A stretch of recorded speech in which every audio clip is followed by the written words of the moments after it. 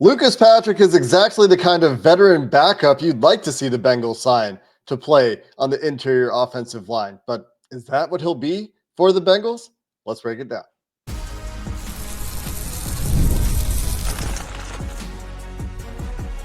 You are Locked On Bengals, your daily Cincinnati Bengals podcast. Part of the Locked On Podcast Network, your team every day.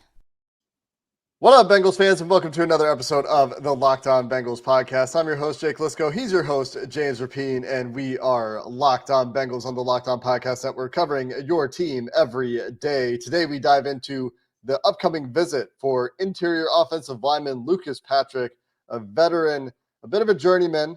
He's been a backup in his most recent stops, but has a lot of starting experience. We'll get into that visit in this episode. The everydayers have been with us every day. We've been waiting for them to bring in some sort of offensive lineman for quite a while now. And if you're not an everydayer already, well, you can hit that subscribe button, hit the bell on YouTube, and you won't miss an episode of Locked On Bengals as we continue to wait for them to bring in a starting level guard.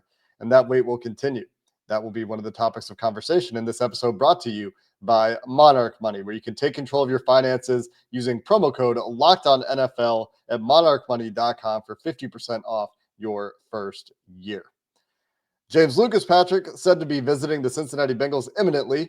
He is, like I said, a generally backup level player who has started a lot throughout his career, but at this point, and I talked to Ross Jackson, our host of Locked On Saints, about this, should certainly be seen as a backup swing interior offensive line type. If they sign him and it's to be a backup, it's a really good signing. If they sign him with the idea that he's going to compete with Cody Ford and Cordell Volson or a draft pick and have a real shot at starting, I very much dislike it if it's going to get in the way of signing some of these other guards that are just as proven, more talent, or more upside, not as proven. Look, he's got over 4,000 offensive snaps in his career in the regular season. He's played in playoff games. Oddly enough, there's another tie to Jerry Montgomery. The Bengals, all of their external free agents have to go through Green Bay at some point. Jerry Montgomery was in with the Oren Burks, TJ Slayton, both in Green Bay. And now you have a guy on the offensive side in Lucas Patrick. So, look, if this gets done, it's fine. I think anytime you can bring in a veteran that is experienced, that has versatility, that has 893 pass blocking snaps, according to PFF, over the past 2 years, 3 quarterback hits, no sacks. Like, a lot of that sounds good. At the same time, this level of player, even though those stats make it sound like he's a starter, he is not a starting level player. And what I mean by that is, if you have to start in week 7, fine, you feel okay about that. But if you're going into the season with him penciled in as a starter or close to it, then your floor of your offensive line room is worse. And so what this would be is a floor raising type of move. And it could have some ramifications on a Cordell Volson, I would think. But fine with the signing, fine with the player. I just don't think it can get in the way of a lot of guys that are everydayers. No, we've talked about, and that includes a guy like Brandon Scherff, who's just sitting out there, the Tevin Jenkinses of the world. Not that this would get in the way of Tevin, but this can't be the reason why you don't sign Tevin, to be very clear. But that's a hypothetical at this point, because by all indications, the Bengals simply aren't interested in Tevin Jenkins anymore, right? They probably, this is speculative, probably made their offer and he didn't take it. And then you started hearing the connections to New York, who signed a couple of other guards, and Seattle, who ended up signing another guard. And now he's still out there. Does that mean they're circling back? I don't really think so. It doesn't seem like it.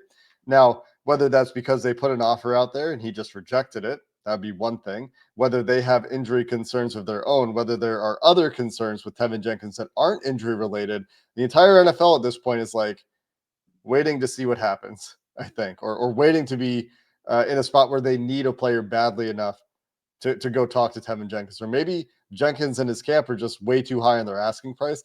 Hard to say exactly what's going on there. Very unclear, but it is weird that a player of his caliber, despite the rocky tenure in Chicago, is just out there at this point, being the only second contract player with good starting experience that's still available. As far as Scherf, it's one of those where, you might not see him sign with the team for a while. And I think we've talked about that. You sometimes see this with veterans where they're waiting to pick their spot, waiting to get through. I don't want to do OTAs. I don't want to do mandatory mini camp.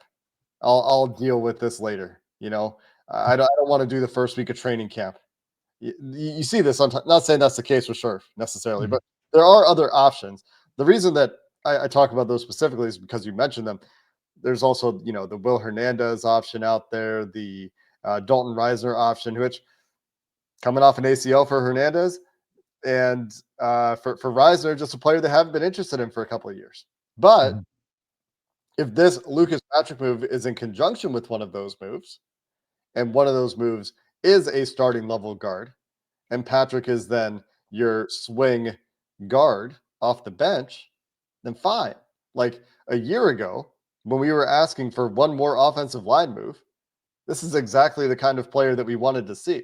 And so, like many of the other moves the Bengals have made this free agency in a vacuum, I think it's a good move in a vacuum to sign Lucas Patrick if that's where this finishes. It's a quality level backup who has had quality NFL experience at a number of positions. Going back to Green Bay, he had a year where he was even an above average starter in 2020. And going back to his combine, which is now ancient history for him, that was like almost 10 years ago, back in 2017, he was an above average athlete. He'd be the best athlete according to combine testing. The Bengals have had played guard since Clint Bowling. That's a pretty long time. And a pretty good athlete. So obviously that deteriorates over time, but there are some reasons to think that this could be a good signing. It's just like so many of their other moves this free agency, contingent on them doing other things that we haven't seen them do yet. Yeah. Is he replacing Cordell Volson? Is this a way where you sign him for like $1.5, $2 million and then you cut Volson and you save that $1.5 million or so, and then apply that to whatever starting guard you're going to get? Like, you save the money and you get better. So double win. And so it can win, Michael Scott voice. It could certainly be like, there are many scenarios where this does make them better. But when you've been swimming and we have for weeks now, the starting guard level waters, and then the first cup of water you get is the Lucas Patrick, and you're just super thirsty for guard. The guard thirst is very real. And it's here's your Lucas Patrick cup. You're like, all right, like really? So I get why fans are that way. But if he's a depth piece, makes a ton of sense. And I do think that from a numbers crunch, there could be a number of ways this goes where you're like, okay, well, who does this impact? And it might not just be Cordell Volson. I think there's some other levels to it. Not that it is for sure happening, but I do think that when a 31-year-old takes a visit, it's scheduled to get here Thursday night in Cincinnati, could be signed Thursday night, could be signed Friday. I think all indications are that this could get done. If it does, it could impact, I would say, a Locked On Bengals favorite. I'm going to run that theory by you, Jake. I'll do that coming up next. Today's show is brought to you by Upwork. Scaling your business requires the right expertise at the right time. With Upwork, you can find specialized freelancers in marketing, development, design, and more. Experts ready to take your business to the next level. Upwork gives businesses flexibility by connecting them with top freelance talent across multiple industries, including IT, AI, web development, and marketing.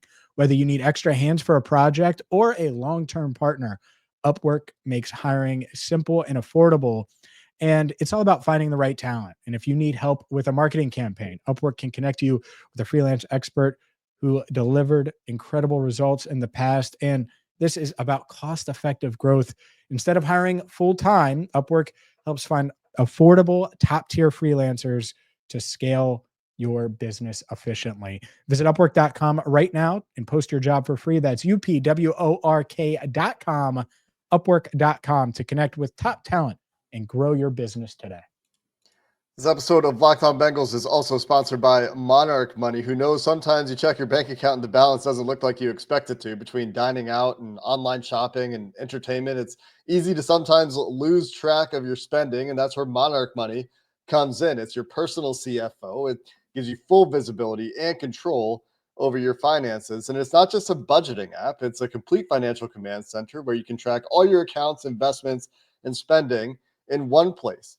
So you can manage your money and build wealth, get past just managing your money. When you start using Monarch, you can realize how much you're spending on something as simple as food delivery and budget smarter to save more. Managing money with your partner is smoother than ever. You can track shared and personal accounts, set goals, and stay on the same page without the stress. You can take control of your finances today with Monarch Money. Use code LOCKEDONNFL at monarchmoney.com for 50% off your first year. That's monarchmoney.com, code LOCKEDONNFL for half off your first year. All right, Jake, let's continue with a little bit more on Lucas Patrick, because if they add him, he could, and especially as a backup, he could be your interior backup. He could back up both guard spots. He could back up center and be Ted Karras's backup. He's got the experience. And so I do wonder if, and I don't know that this is true, but maybe they said, all right, Matt, as in Matt Lee, an athletic 7th round pick from last year, who was their backup center. We need to see a little more versatility out of you. Put on some weight, get into this guard competition and show you can be versatile. Meanwhile, on the other side, they're like, hey, if we can add a backup in Lucas Patrick that can do something that none of our other backups, including Cody Ford, they like Cody Ford's versatility, can do, which is also play center. I do think that that element can at least make it interesting. Not that Matt Lee is on the bubble or anything like that, but I do think that versatility aspect, it adds a new wrinkle, certainly. Yeah, when you think about the current construction of the Bengals offensive line room, there are a few definitely on the team players right now. Orlando Brown is definitely on the team at left tackle. Ted Karras is definitely on the team at center. Amari Sims is definitely on the team at right tackle. Cody Ford, definitely on the team from a money perspective, whether he's competing to start or in a backup role, backing up, as you said, guard and tackle. And that's the other thing this points to me, is that they see Cody Ford as potentially backup tackle. And then you have, maybe it's Lucas Patrick, Jackson Kirkland, maybe Cordell Volson if he sticks around, although I do think this could very much be the precursor to cutting Cordell Volson, competing for interior offensive line spots along with Matt Lee. And then like Devin Cochran, draft pick or two, that's who you're talking about in the offensive line room. And obviously you're not seeing all those guys make it. So when you have versatility in your backups, you have a guy that can back up all 3 interior spots and a guy in Cody Ford who they think, and I think this is a mistake, can back up tackle and guard. I'm fine with Cody Ford as a backup guard. Don't love it as a tackle. Then it does give you a little bit of flexibility in roster construction. Having those backups, and this is something the Bengals have valued as long as I can remember, backups on the offensive line that can play multiple positions is something that they've always valued at a high level. So yeah, if they're asking Matt Lee to gain a little bit of weight to see if he can play a little bit of guard, there's nothing about Matt Lee that says he can't play guard except he's a little bit small. So if he can play a little bit bigger, yeah, all right, get on that Ted Karras diet. Ted Karras had to throw on some weight. You know, I think Lee also only played center in college, so that would be, I mean, that would be a difference is figuring out the position. But if he can, that would be valuable for Matt Lee. I don't think that they can risk. I mean, this is the Locked On Bengals favoritism coming out here. They can risk Matt Lee, like he very well could still be your center of the future.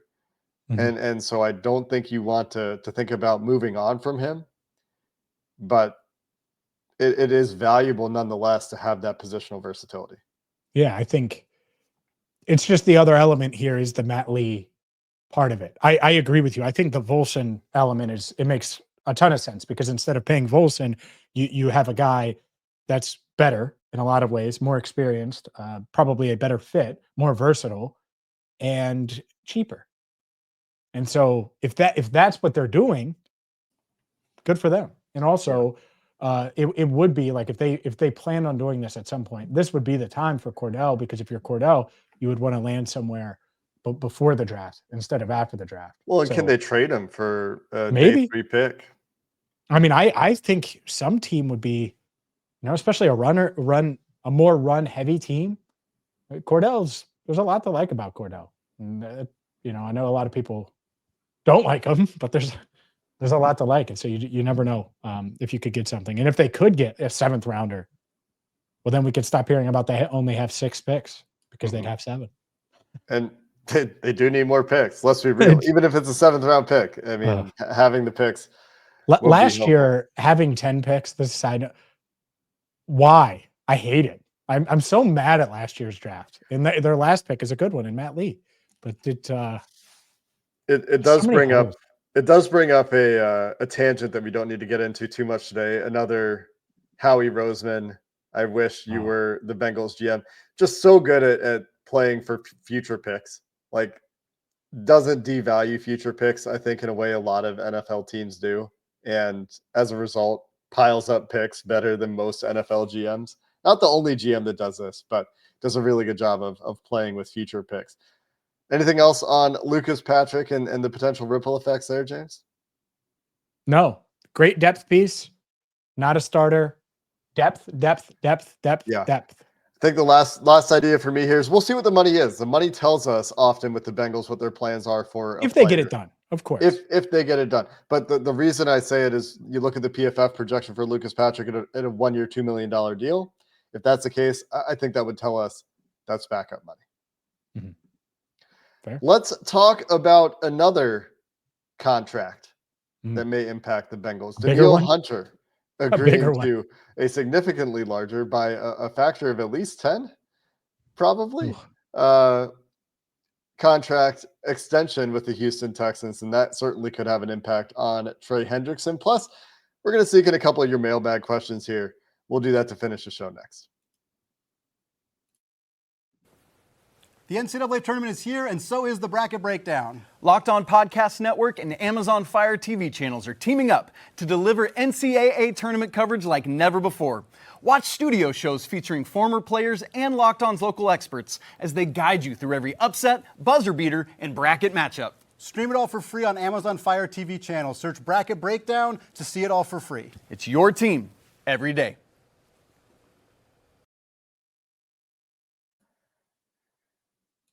James, one of the questions in our mailbag came from Hannah at Stripes All Day, and they asked, what should the Bengals do with Trey Hendrickson after the Danielle Hunter deal? And here's something that I don't know if people are anticipating. This deal could actually make it easier for them to get something done with Trey in one sense, in the sense that it gives them an APY number to shoot for. Danielle Hunter now playing on a 2-year, $55 million deal, essentially. That's south of $30 million per year. They add 1 year onto his deal. Now, where it might make it harder, James, are the guarantees. Danielle Hunter, from the time he landed in Houston, has had essentially a fully guaranteed contract, like 98% guaranteed money. What were your thoughts when you saw the Danielle Hunter extension with Houston? Just 1 year, by the way, not a multi-year extension, just extension for 2026. Well, what did you think? I think that it makes it harder. And I think it makes it harder because the Bengals are not going to guarantee. I would be shocked if they guaranteed 54 out of 55 million. And the other element here is just strictly talent. Like, Danielle Hunter is good, really good. He's not as good as Trey Hendrickson. Trey Hendrickson's the better player. He's better than Danielle Hunter. And they're the same age. And the Texans gave him an extra year and did right by him. And so if I'm Trey, I'm like, all right, well, I'm better. I was more productive. I've been more productive. I take care of myself, all of those things. Let's stay around those guaranteed dollars at 54 million, but let's get another year. Let's do the, and I do think the 2 to 3 year extension is where Trey is, not just a 1. At the same time, in the argument for this getting done faster would be, look, you can offer Trey a similar deal where you increase his cash flow this year, and then you give him an APY in that $36 million range for 1 year, And over the next 2 years, it's still certainly much more reasonable. Now, will he take that? Will he be happy with that?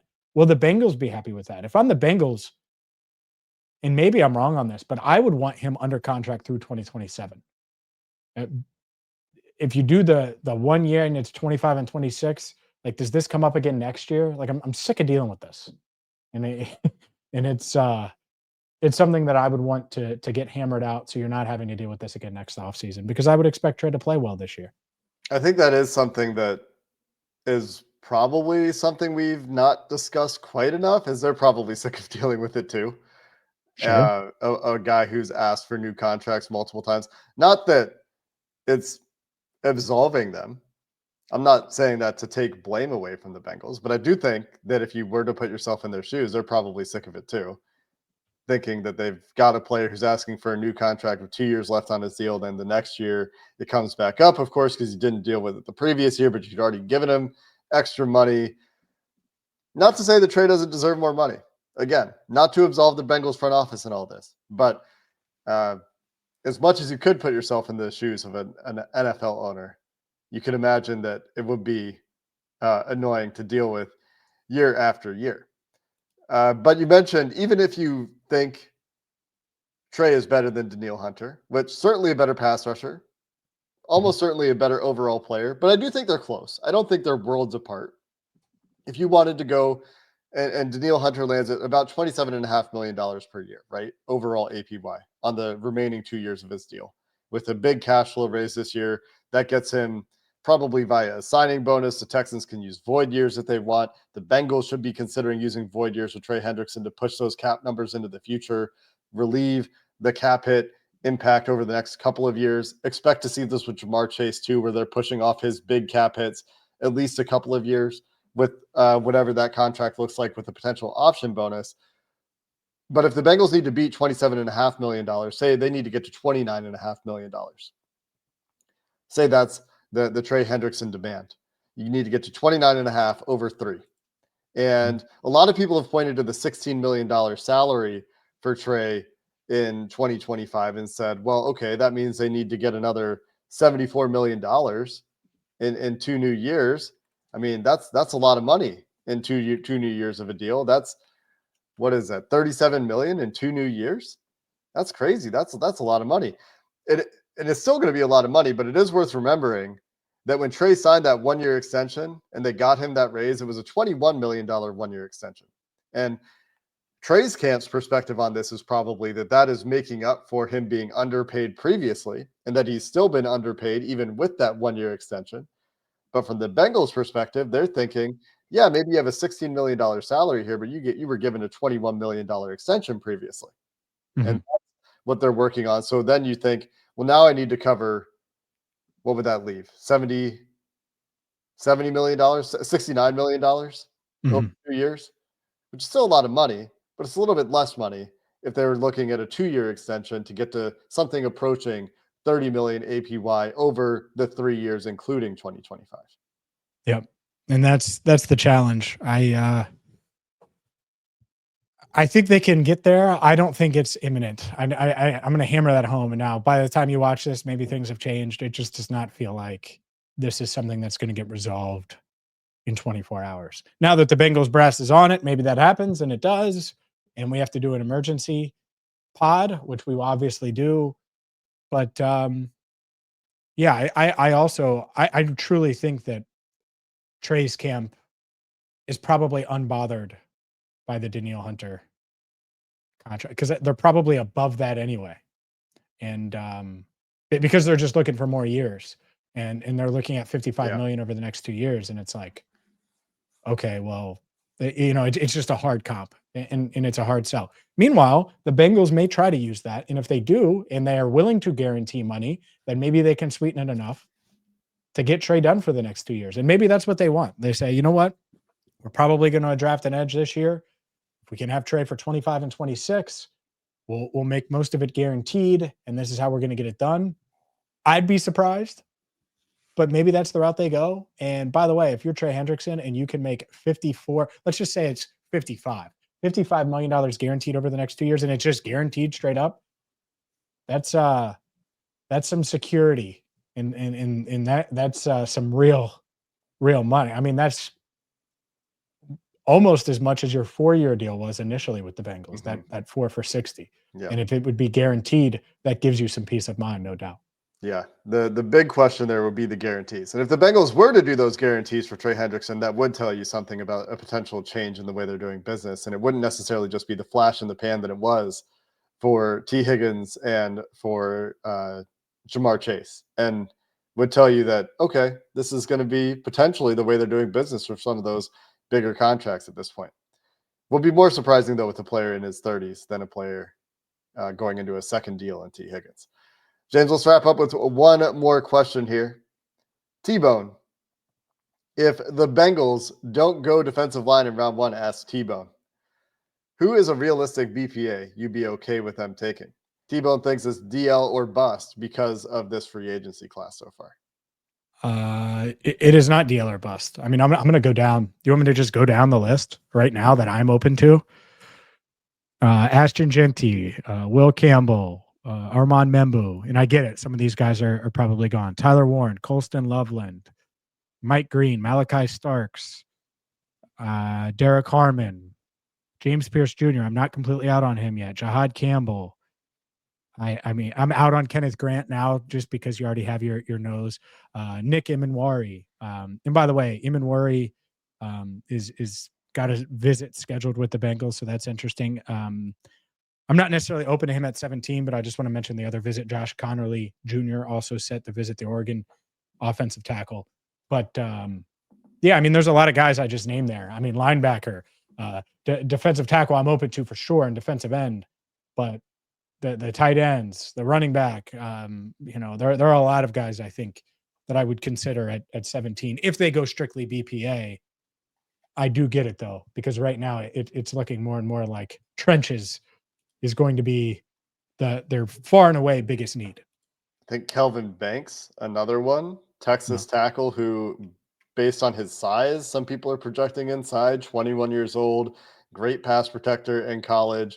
I think that he would have to be in consideration as well. But I do think you cover most of them. The only other one I'll throw out there is probably Will Johnson, corner from Michigan. I think that would be the first round corner that you would consider. You mentioned Malachi Starks. You mentioned Nick Emanwari. I think those are probably the only first round safeties that you're considering. The only thing with Jahad Campbell is that labrum surgery. Labrum? Rotator cuff? Which one is it? One of the shoulder. Labrum. Okay. Jonah Williams. Jesus. Jonah Williams. Jonah Jesus.